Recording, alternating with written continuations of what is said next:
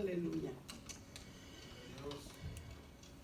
Hermoso milagro, ¿verdad? Amén. Tenemos a un Dios todopoderoso.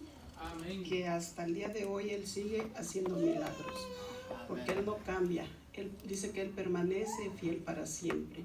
Todos los milagros que Jesús realizó en ese tiempo se siguen realizando en este tiempo. Solamente es cuestión de que nosotros le creamos a Dios.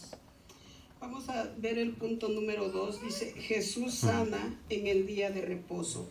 Vamos a estar viendo en Marcos 3, del 1 al 4. Dice el inciso A, sanar o no sanar. Dice la palabra del Señor. Otra vez entró Jesús en la sinagoga y había allí un hombre que tenía seca una mano y le acechaban para ver si en el día de reposo le sanaría a fin de poder acusarle.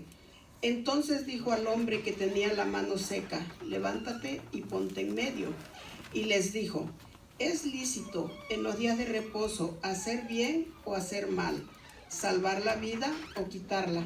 Pero ellos callaban. Aquí podemos ver cómo el Señor Jesús entra nuevamente, dice, en la sinagoga. O sea, no era la primera vez que Él entraba. Constantemente Él estaba allí enseñando la palabra. Dice, pero siempre estos escribas y fariseos siempre andaban siguiendo a Jesús solamente para ver en qué Él podía fallar o podía hacer algo que ellos pudieran acusarle. Dice, encontramos el relato de otra sanidad que destaca un factor importante. Jesús sanó en el día de reposo. Aquí encontramos a Jesús entrando nuevamente en la sinagoga, lo cual nos da a entender que no era la primera vez que Él entraba ahí. Dice la palabra que había allí un hombre que tenía una mano seca. Quizás su mano estaba deforme o quizás hasta estaba paralizada. No nos explica más la palabra, solamente dice que tenía la mano seca. Entre los testigos que se encontraban ahí también estaban los que buscaban una razón para acusar o difamar a Jesús. ¿Por qué? Porque aquel era día de reposo. Y en el día de reposo se suponía que no se podía hacer nada. Nada. Si vamos al Antiguo Testamento, cuando Dios les instituye el día de reposo, decía que en ese día no podían ni cocinar, no podían hacer absolutamente nada. Tenían que hacer todo un día antes. De hecho, cocinar la comida para el siguiente día, porque era el día de reposo, era el día dedicado al Señor. Pero aquí vamos a ver cómo estos fariseos, era tanto ya ellos le habían aumentado ciertas tradiciones. Ya no era tanto que cuidaban el día de reposo. Dice, estos hombres vigilaban a Jesús buscando cualquier oportunidad para acusarlo. El día de reposo era sagrado para los judíos. La ley decretaba que ese día no se podía hacer ningún trabajo. Esto lo encontramos en Éxodo 20, del 8 al 11. La observancia del día de reposo tenía su origen en la creación. Recordemos que Dios fue quien instituyó el día de reposo después de haber creado todo lo que existe. En 6 días lo creó. Al 7º día Él descansó e instituyó el día de reposo. No fue que Dios se hubiera cansado, porque dice que Dios descansó, sino que Dios quería que el ser humano tuviera un día de descanso. En los últimos tiempos, Jesús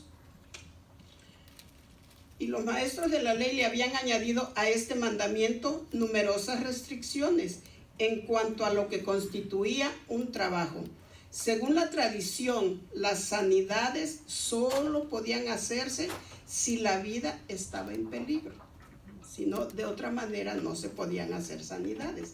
Lamentablemente, los líderes religiosos estaban más preocupados en que se observaran las tradiciones. Ellos veían el día de reposo como si el hombre hubiera sido creado para guardarlo. Aquí podemos ver cómo ellos hasta cierto punto eran exagerados, ¿verdad? Porque no era que Dios hubiera dispuesto esto así. Esto ya era cuestión de ellos. Dice, la ley de Dios fue dada para que la gente tuviera un marco de referencia sobre sus principios divinos. Sin embargo, los fariseos se volvieron tan estrictos en sus puntos de vista que no reconocieron el cumplimiento de la ley en el Señor Jesús. Recordemos que dice, yo no vine a abrogar la ley, vine a cumplir la ley.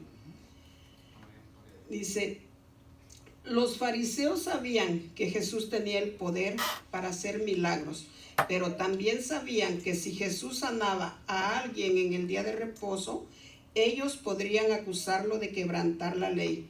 Aquí hay algo maravilloso de Jesús que a mí me encantó, y es la manera en cómo Él les responde con una pregunta en el verso 4 acerca de hacer el bien o hacer el mal. Dice el verso 4, y les dijo, ¿es lícito en los días de reposo hacer bien o hacer mal? Salvar la vida o quitarla. Pero vemos que ellos no respondieron, se quedaron callados, sí, porque no tenían que responder. Sí. Sabían cada cosa que ellos le respondían a Jesús, siempre Él les confrontaba con la palabra y ellos no tenían ya nada que objetar. Él les explicó que hacer el bien sanando a un necesitado era captar el espíritu de la ley. En cambio, hacer caso omiso de las necesidades humanas por preservar las tradiciones es hacer un mal uso de los mandamientos de Dios. El inciso B dice, la misericordia en día de reposo. Voy a estar leyendo en Marcos 3 del 5 al 7 y dice así, entonces mirándolos alrededor con enojo, entristecido por la dureza de sus corazones, dijo al hombre, extiende tu mano, y él la extendió, y la mano le fue restaurada sana. Y salidos los fariseos, tomaron consejo con los herodianos contra él para destruirle. Mas Jesús se retiró al mar con sus discípulos y le siguió gran multitud de Galilea y de Judea. Aquí podemos ver en estos versículos que Jesús estaba, dice, enojado y triste por la dureza de corazón de estos hombres, a quienes les interesaba más guardar la ley o tradiciones que hacer el bien a su prójimo. Referente al verso 5 dice, ¿se puede usted imaginar a Jesús enojado y a la vez entristecido por la dureza de corazón de la gente? Al Señor lo enoja el pecado, pero al mismo tiempo le entristecen los corazones no arrepentidos. Él toma muy en serio el pecado. De ahí que nosotros debemos de tomar en cuenta todo esto y ver qué es lo que a Dios le agrada y lo que a Él no le agrada. Dice, aquellos que acusaban a Jesús no estaban dispuestos a comprender la voluntad y los propósitos de Dios. Ellos no habían entendido el significado del amor de Dios y como consecuencia no reconocían que una manifestación del amor divino era una manera de santificar el día de reposo. Fue por eso que Jesús, movido por su amor y su misericordia, sanó a aquel hombre. Y por supuesto, era de esperarse que este acontecimiento provocó la ira de los fariseos. Siempre estos hombres andaban buscando la manera de ver qué era lo que Jesús hacía, para ellos estar señalando, para ellos estar buscando el modo de poderle acusar. Recordemos que todo esto era para acusarle delante de las autoridades, dice, para que lo llevaran preso. Pero el Señor, sabiendo y conociendo, recordemos que Él conoce todo lo que hay en nuestra mente y en nuestro corazón. Él conocía todo lo que ellos pensaban, todo lo que ellos cavilaban dentro de ellos. Jesús lo sabía. Por eso que de ahí respondía de la manera que Él les respondía o les preguntaba también, porque Él lo sabe todo. Sí. Es importante ver, hermanos, que de esa misma manera nosotros debemos de ver que cuando decimos que podemos engañar o nos podemos esconder para hacer algo que a Dios no le agrada, podremos escondernos y quizá la gente no nos va a ver, pero recordemos que Él lo sabe todo y que delante de Él no hay nada oculto. Así es de que más nos vale que caminemos derecho, ¿verdad? Que hagamos la voluntad de Dios y que nos comportemos como es digno de un siervo de Dios. Dice la palabra del Señor: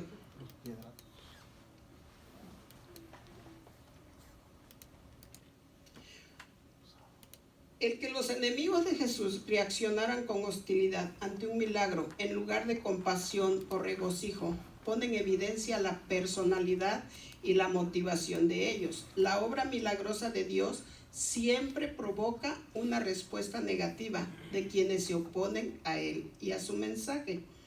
Estos herodianos que se mencionan en el verso 6 posiblemente eran un grupo político asociado con la familia de Herodes, lo cual hacía de ellos unos aliados de los fariseos.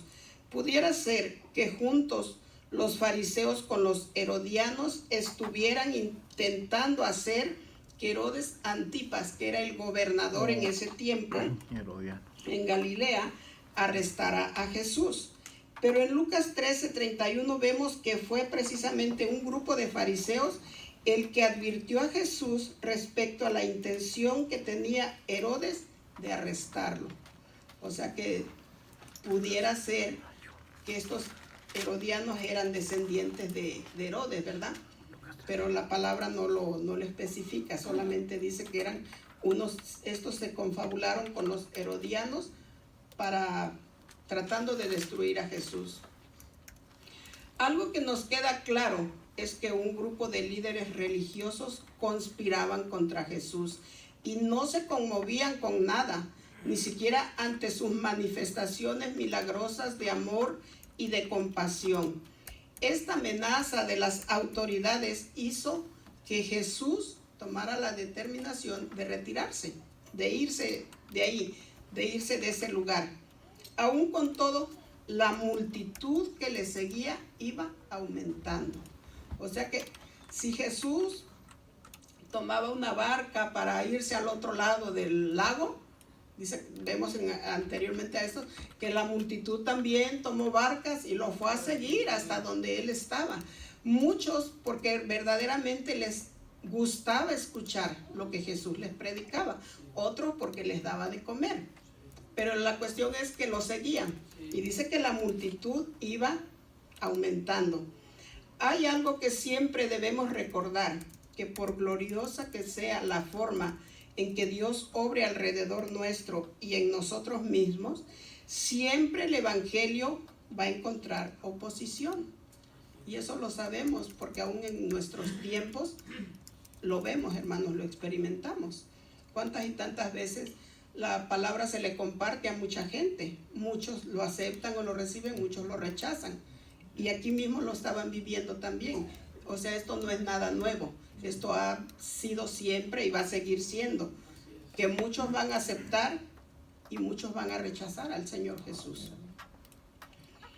Dice, los milagros son demostración de la misericordia divina y también confirman que Jesús es exactamente quien Él dijo que era. Algo de lo que sí podemos estar seguros es que Dios sigue haciendo milagros hasta el día de hoy.